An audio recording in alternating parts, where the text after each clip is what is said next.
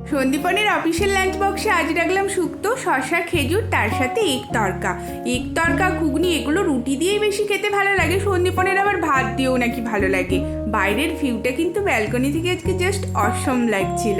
এত সুন্দর রোদ্দুরের জন্য সকাল সকাল মর্নিং ভিউটা দারুণ ছিল। আজ স্নান করে নেওয়ার পরেই সমস্ত কাজকর্মগুলো করব। ঠাকুরকে ধূপ দেখিয়ে বিছানাটা গুছিয়ে নিচ্ছিলাম। পেছনে স্ট্যান্ড ফ্যানটাই কালকে অনলাইনে এসেছিল, বেশ মোটামুটি ভালোই। কাল রাতে আরামেই ঘুমিয়েছি বলা যায়, যা গরম পড়েছে সিকিমে।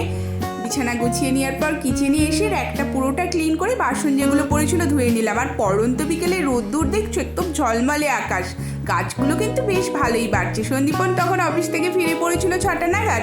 আর চা করতে বারণ করলো, যা গরম পড়েছে। ডোনাট আর বিস্কুট দিয়ে খাওয়া দাওয়ার পর না জানিয়ে ও অর্ডার করেছিল ডমিনোজ থেকে ট্যাকোস। দুজনে মিলে খাওয়া দাওয়া করলাম। আর সেই জন্য রাতে বিশেষ কিছু খেতে ইচ্ছে হলো না। ম্যাগি বানিয়ে সন্দীপন খেলো, ওখান থেকে আমিও একটু ভাগ বসালাম। টাটা।